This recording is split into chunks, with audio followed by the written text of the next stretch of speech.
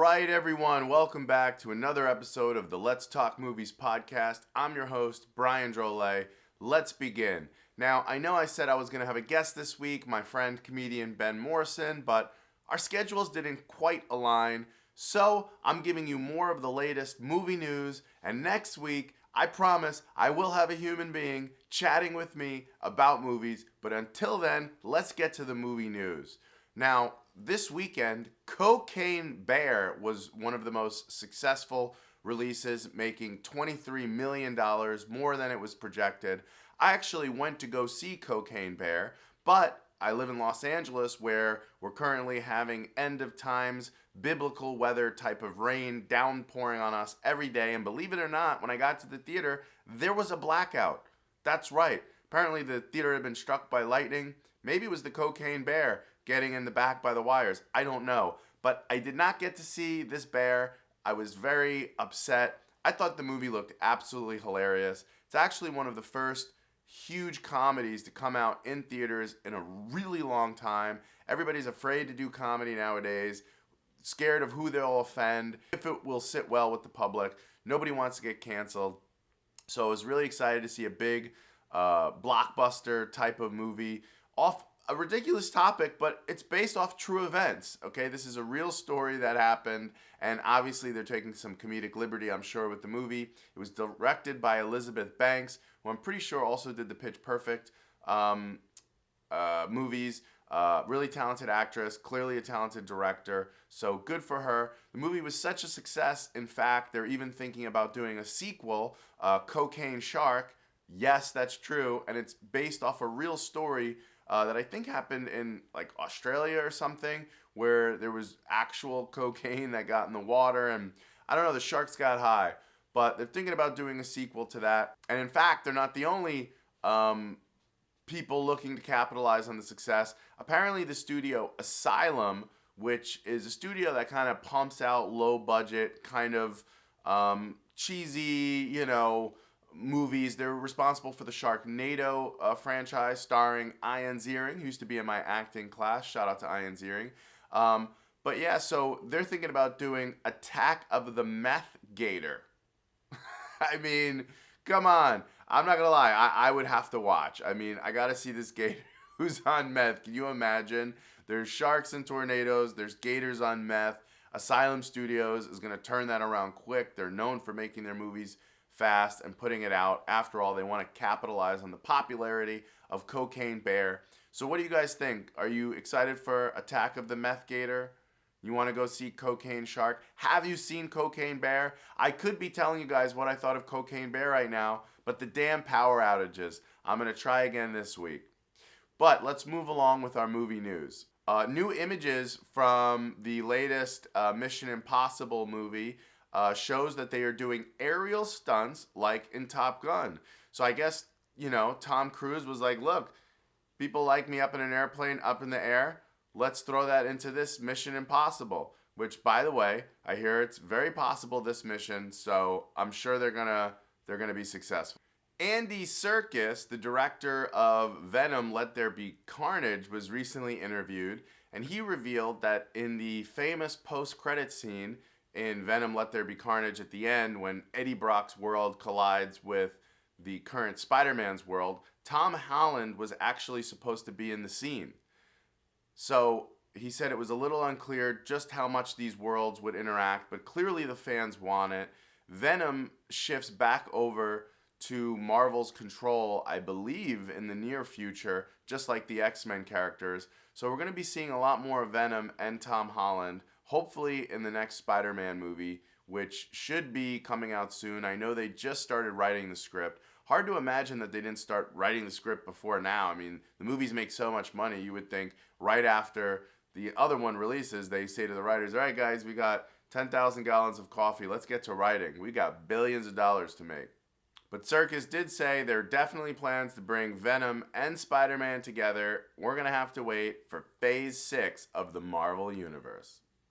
To keep it in Andy Serkis news, he also revealed that he was originally mocked for playing the role of Gollum in the Lord of the Rings franchise. There were even Saturday Night Live sketches where people had ping pong balls on them. Other actors said, I will never be caught dead doing motion capture. It's the end of our profession as we know it. So he got a lot of heat for playing his role in Gollum. But hey, listen, everybody knows my precious. It's famous now, so clearly he did something right. The character still creeps me out the characters still creep me out to this day. What did you guys think of Gollum? The Hobbit was actually the first book I ever read as a kid. I know this is Lord of the Rings, same world, and has Gollum as well. But it was actually the first book I ever read as a kid that I didn't have to read because the teachers made me. I remember that book just pulled me in, and I thought Gollum was so creepy. So even if you perform in a role and you get mocked by your peers, little do they know, hey, a lot of people love it, and guaranteed that guy's getting residuals for the rest of his life. Every time he gets a check, he's like, my precious. Let's go to the club. Imagine Gollum in a club. I bet you a lot of people in strip clubs are probably like that with strippers. Come over here, my precious. I have something for you. Come to the dark shadows. Okay, I gotta stop doing that. Let's move on. There's a hilarious video going around online, and that's because the DCU has their new Superman. Sort of. It's Jack Black in a video. It's really funny. You guys gotta check it out. So Jack Black's video, he's campaigning to be the new Superman. James Gunn even responded saying this information was not supposed to be revealed until San Diego Comic-Con. So who knows? Maybe we'll get a Jack Black Superman. Hey, I'm all for it. Hefty Superman, why not? He can be super thick, you know? Thick is in, baby.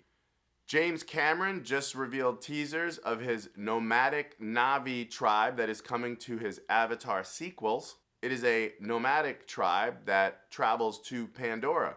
So I'm sure these nomads are going to be bringing with them plenty of new controversy. Let's just hope it doesn't take 13 years for these sequels to come out. And for the studios, let's hope they don't cost $500 billion. So it was just revealed that Courtney Cox actually petitioned to be cast in the Scream franchise. She wrote a letter to Wes Craven. She's like, look, I know I'm normally known as the girl next door, and I play the nice girl on all these sitcoms, but actually I can be quite a bitch.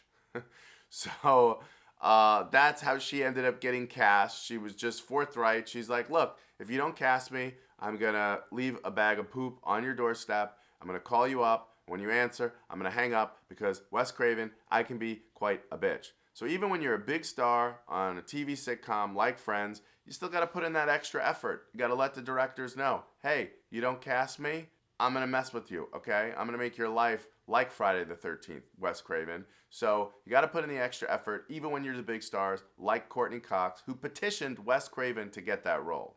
And, you know, here we are like 20 years later, and she's still playing the role. So clearly it was a good idea.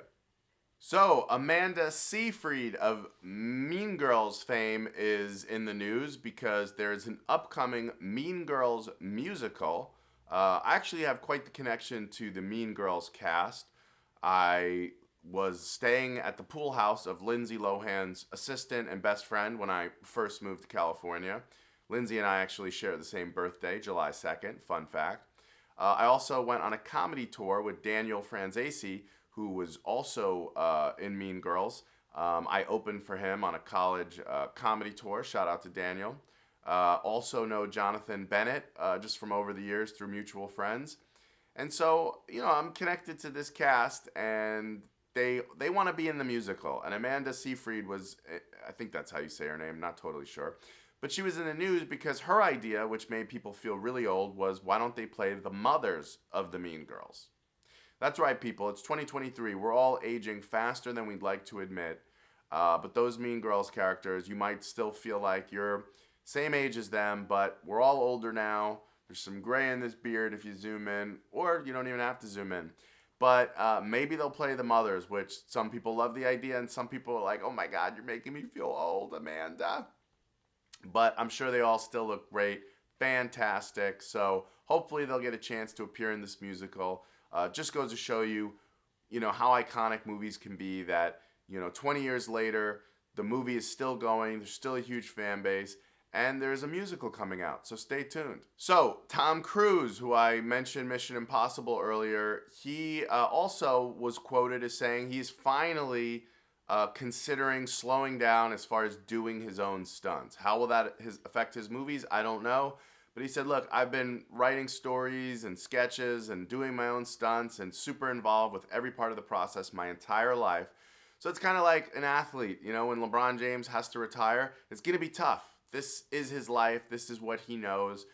But sadly, you know, I think he's 60 now, getting up there. It's going to get harder and harder to hang from the side of airplanes while they fly, to rock climb and hang from the side of a cliff.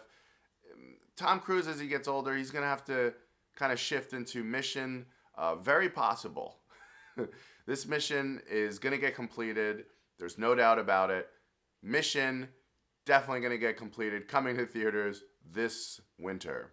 Rian Johnson, the director for Glass Onion, was in the news recently. There's a trend going on right now. Streamers are just canceling TV shows after a season or a few episodes, and they're canceling movies abruptly, which is terrifying if you're a creator because you put so much work, so much time, so much energy into these things. Imagine making 10 episodes of a show, and after 4 episodes, they're like, we're going to cancel it. Millions of dollars, thousands of hours of hard work, all your time and energy, yeah, we're going to cancel it. Imagine how tough that is to have the other 6 episodes just sitting there, and legally they can't even just put it out for people to watch because the streamer that's canceling it owns it. So it's a horrifying, terrifying notion that everything you're creating might not ever get seen. And he was quoting specifically saying, it's been horrifying. He said, the fact is, it's becoming common practice and it's awful. He said, in the history of this business, there's just been an evolution of horrible, terrible things. And as a creator, you just have to live with it and hope that whatever you're creating will find its audience. How many times do things come out and they bomb when they come out in theaters, but then they become a cult classic on DVD? Like that movie Grandma's Boy. But there's a lot of movies like that. Even Ace Ventura, Pet Detective, one of my favorite movies, bombed at the box office, became a huge hit once it came out on DVD. DVD used to be a huge market after movies came out. Now it's a lot harder to make money because a lot of times with these streaming services, you'll just get an upfront chunk of money that you take because, hey, now your thing's going to get seen, but you're not getting paid for every viewing of it. So it's really hard. It's getting harder and harder for creators and filmmakers to make money with their content. And it's terrifying when they can just pull the plug on you and cancel whatever you create without you even realizing it. You can be on set like, all right, lights, action, and we're canceled. What? Oh, okay. Guess we don't need this shot. So it was recently revealed that director Jason Eisner he pitched a really violent Teenage Mutant Ninja Turtle movie. He pitched this 5 years ago. It was going to be really gritty, really violent, and one of the stars of it was going to be Casey Jones. And the actor that was going to play Casey was Joe Manganiello.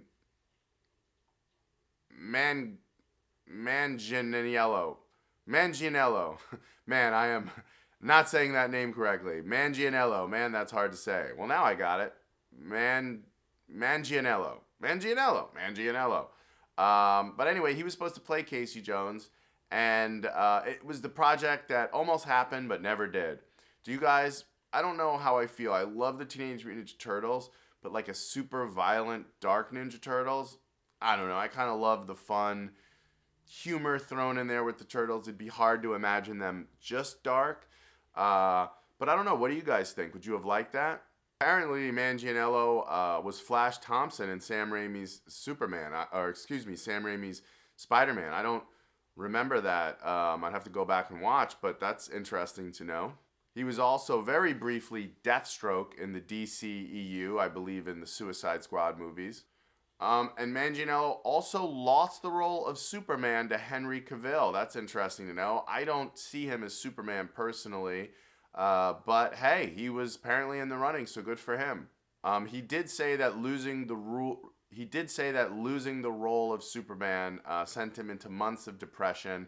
It was really hard to not get that role, and I can imagine if you're close to getting Superman and you don't get it, that's got to be tough. It's got to be a hard pill to swallow. But hey, again, you were in the running for Superman. That's pretty cool. Lucy Fry, a stunt woman who was in Will Smith's Netflix movie Bright, which came out many years ago, was pissed off. She said she did all these backflips and crazy stunts in the movie, but with some choppy editing, they completely ruined it. So she wasn't, very happy. And that's something we don't think about very often when we watch these movies. We give all the credit to the actors and the directors, but these stunt people break their backs literally sometimes to be able to do these stunts so that we make these actors look like superheroes. So she wasn't very pleased with the choppy editing, and I that's got to be frustrating if you're doing backflips and putting yourself in danger, and then you see the edit and you're like, oh, there was only 3 seconds of my elbow in that shot. You guys somehow missed when I jumped over that car? Huh. Great edit though.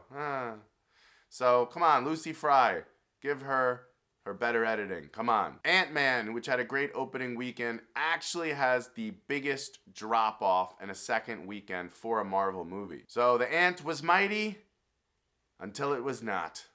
I still have not seen that movie. Really have no desire to. I'll see it when it comes out on streamer. Hopefully they don't cancel it before then. So, Disney is kissing the butt of Johnny Depp. They want him back as Jack Sparrow. Bruckheimer was recently quoted as saying, Johnny Depp is just so good at what he does. He's such a caring individual, someone you can rely on. And he basically said, hey, look, we all go through tough times in life. He can recover. He will recover. He has recovered. Johnny Depp was quoted famously as saying, if it was $300 million and like 100 alpacas, he still wouldn't go back to that franchise. He felt betrayed by them. He felt like when his life was in the mud and Amber Heard was dragging his name and saying all these horrible things about him, he didn't feel they had his back. And so he's like, look, I'm not doing it. But come on, Johnny, we want you to do it. Make up with Disney. Take the $300 million, take the alpacas, and do it. Come on, Bruckheimer's kissing your butt. Stick that booty out. Let him kiss it, kiss it, kiss it. And give us more Jack Sparrow. We'd love to see you again. And I don't know. What do you guys? Do you think Johnny's going to do it? Is he going to cave to Disney? Let us know. If you're a Stranger Things fan, the producer is making a movie. Are you ready? Are you ready for it? A horror film about killer gnomes. That's right. Those little gnomes you see in your garden. These things are coming to life, and they're murdering you in your sleep. Or when you're awake. You could be gardening, And the next thing you know, you're watering your tulips, and then some gnome is like coming at you with a knife, and you're gonna be like, I didn't know you were behind me. All right. I told you I got bad jokes sometimes. But yeah, guys, that's the latest in movie news. Look over your shoulder. Watch out. It's dangerous out there. There's cocaine bears. There's alligators on meth, and there's killer gnomes trying to get you.